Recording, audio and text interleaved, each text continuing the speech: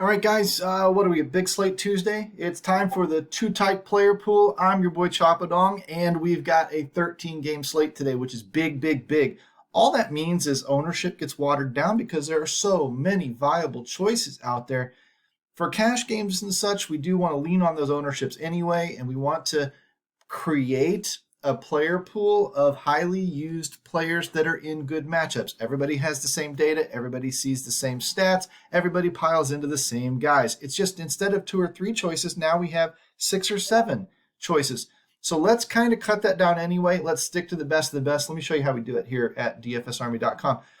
This video, I'm going to come back with my player pool, and about, 3 o'clock in the afternoon or so, I'm actually going to post in our Discords my player pool. Right now, this is an early run. Things may change, lineups come out, news, whatever, and it may change a little bit. So I just want to show you the process and how to dive in for FanDuel specifically. We do this for DraftKings as well. It's just very, very easy with an optimizer that produces ownership projections. You can dive right in. I mean, I'm showing you the research station right here because if I really needed to, I could go looking at the pitchers with the K-score option, and I may come back and show our members that a little bit later because it really, really helps you zone in on which of these pitchers might be in the best matchup tonight. And coupled with ownership, it may change your opinion in cash games. So let's go dive into the optimizer over here at DFS Army. Let's dive down to the way we set it up. We'll run optimal mode for this particular play, and we'll use 2 unique players. We'll make 5 lineups, and we're just going to do that. No touching of anything, no randomness, no forced players, no nothing. Just leave it alone as is. Now, I'm not going to stack. I'm not doing anything like that. So it's just the simplest situation possible. I take the ownership column, I sort that top to bottom, and I uncheck everybody. Because I don't want everybody in my player pool.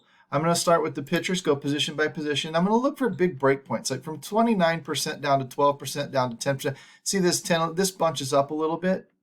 There's your breakpoint right there. Sorry, it's Robbie Ray in cash. For now, I don't maybe agree with it, but it's not up to me.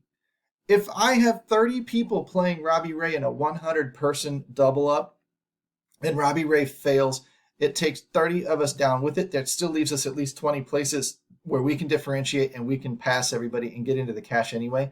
If Robbie Ray does really, really well and you need him, there's only 20 spots left to climb into the cash, and you're really going to have to do something special at that point. He's just too highly owned at this point to not use him.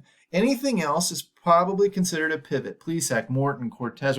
Now, I don't know how Verlander and Dylan Cease are not cash options on this slate, but they're not right now. They're not highly enough owned. They are great pitchers. They're not highly enough owned to really impact the cash game industry today, right? Like they're just a pivot. They're great GPP pivots. They can nut the slate, but they're not viable necessarily for cash games because if they have a great night at 5% owned, big deal. There's still 45 other slots available to cash with, right? Now, if they have a great night at 5% owned, you're going to need them to win a GPP where you're trying to win everything. But that's not what a cash game is for. You're not trying to win everything at a cash game. You're just trying to get into the top half of that contest. So you have to think accordingly. Catchers and first basemen, I'm not really worried about the catchers that much usually. I will double check and say 21%. Probably Vladimir Guerrero is a popular cash game option. It looks like Toronto's going to be in a good spot tonight. Seth Brown probably gets picked up at 14%. Roundy Tellez, probably not. But when we come back down here, we can probably put Kirk in there as well, right? Maybe a Wilson Contreras. What's the sound? I always like a cheaper option when I can find it. If I find a $3,500 guy in there with a $2,800 guy, and their ownerships are about the same, I don't really need the $3,500 guy because I've got a $2,800 guy. That's my pivot off the $4,000 Vladimir Guerrero, right? And I've got a cheaper guy at 27. So I don't need that extra catcher, that extra player. And we'll see if it pans out in some of these other positions as well. Marcus Semien, 31%. He's probably the leader in the clubhouse. Andres Jimenez is great. Polanco can be great, and they carry a bunch of ownership over everybody else. If you want to include them, that's fine. But Marcus Semien at 2,400 and 30% owned is going to be the guy. See what I'm saying?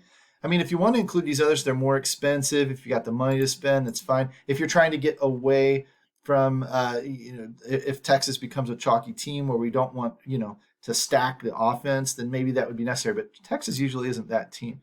Jose Ramirez is probably frees up a little bit of ownership numbers for him, being that we've paid down a little bit. So Ramirez probably is leader in clubhouse. Wisdom looks like he's in a good matchup going up against crappy Washington pitching at 19%. Devers is a pay up option along with Ramirez. Your cheap options, Patrick Wisdom. You probably don't need to see that drop off from 17 all the way down to 11 or 12%. You probably don't need Suarez. You can use him probably, but you don't need him. You're going to get a little bit more punch with a couple of these guys. Now, this is not necessarily the correct cash game player, the most optimal player at the position. This is using those ownership projections to steer us in a competitive direction. If you're currently struggling with your cash game building or even your tournament building, and you're just sitting around saying, I am suddenly in such a cooler, I am lost, I don't know where my fundamentals have gone, I don't really even understand why I'm losing, so just come back to this and then start building from here. Talk to us, coaches at dfsarmy.com. Come into the Discord channel and let us fix your game from there. This is the first place I'm going to take you. And then after that, we're going to dive in through talking back and forth, and we're going to find out what you like to play, how you like to play, how aggressive you are, how much you like being contrarian or eating chalk or whatever. And we're going to shape your budget, and we're going to shape your contest selection accordingly and put you back on a winning track. That is what we do at dfsarmy.com. So shortstops, Andres Jimenez, okay, now he has to be included at this point, right? Like I said over at second base, probably not, but he has to be included at this point because he is the lead projected owned guy. Now we get a lot of spread here. Shortstop has a lot of viability here, right? Like there's no major drop off. All the way down to even Xander Bogaerts. I don't think you need to use Xander Bogaerts, but any of these guys are pretty much possible at this point. Now, I might find another place to cut it off. I might go into a game log and say Xander's been crap lately. I don't need him. Corey Seager, Dansby Swanson, Bo Bichette, whatever, hasn't been performing great lately, so I don't really need, and I may uncheck them for my player pool later. But for now, these guys are all kind of in play. You're going to have some cheap ones. Look, they're all in the threes. Right? You don't need to punt this position, but there's no $5,000 guy in there and there's no $2,000 guy in there. They're all right about the same. That's partly why that ownership is really spread out on such a big slate. There's no dominant matchup. There's nobody that's really showing us that the public is really headed for a certain guy. So that's a good thing, actually, because you can really differentiate on that. You don't need to worry. Just pick the best guy. Pick the guy you like the best. Don't worry about anything else. Do your research, find the numbers, pick everybody else from the rest of the player pool, and then you will be different enough at shortstop that you will probably get into the cash game if you pick the right guy, okay? And they're all obviously splitting hairs in terms of who's the best. So you're going to have to find one that you like, and you're just going to have to take your chances there. Acuna leads the way in the outfield. Julio Rodriguez is close behind, and then Brian Reynolds, Brian Buxton. Suzuki's interesting. I'd check his game log. Teoscar, Tyler O'Neill, kind of heating back up again a little bit, but there's not much of a drop off here. There is in these first three, two slots, and then all of a sudden it spreads out from 17 down to about 14. Then boom, it drops down to 11. So George Springer, Mitch Haniger has actually been good. Stephen Kwan has been great lately. I might include them in my own personal cash pool. I understand that I don't really need them tonight to really do damage, but they're not that much different than the 15% owned guys. So you really can use them if you want to. But this keeps the player pool really, really tight. We're only at about 23 players in this player pool, right? And if I have no more than, say, about 3 guys per team and just run that stack out, I want to see, look, I've got no more than 3 in this offense. I've got no more than 3 in this one. I've got no more. I'm not stacking these offenses with that spreading around nature of what we're doing. We've only got 1 pitcher, got a catcher that we are using some, obviously a lot.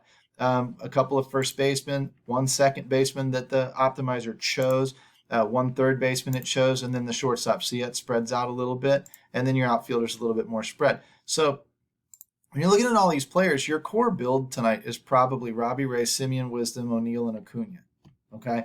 And then from then on else, you can kind of piece, mix, and match. This is how you might find your cores if you were wanting to run a core and then spin a whole bunch of secondary pieces around it. If you don't stack. Now, if you want to stack in MLB and tournaments, you probably are going to want to pick some offenses that are liable to go off. Focus on those and kind of keep plowing forward. That way, using these guys maybe as some one-offs, or, they're going to be higher owned pieces. They're not going to be that low owned stuff you look for in those tournaments. But we'll talk about that more down the road. I just wanted to show you how some of these lineups look.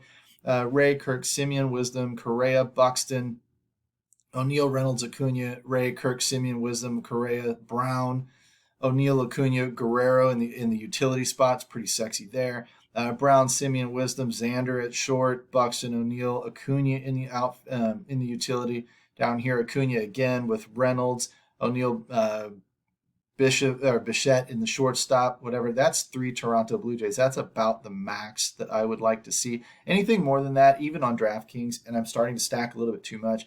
I'm starting to get a little too dependent on the success of one offense. And as we saw the Yankees and as we saw the Dodgers do the other day, they let you down when they're in good matchups. You cannot, it doesn't make sense when you're only trying to make the top half and you're only getting paid double your money. You're not winning $100 on a $5 bill. You're winning $10, right?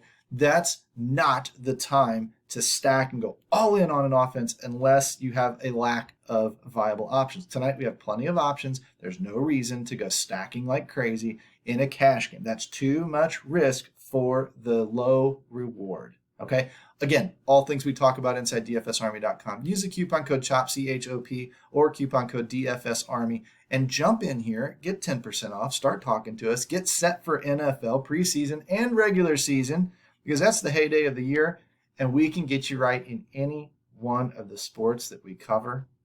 And it all starts today. It starts with you. So are you going to do it? Why don't you come on in? Why don't you let me know? And we'll talk to you real soon. Take care, guys.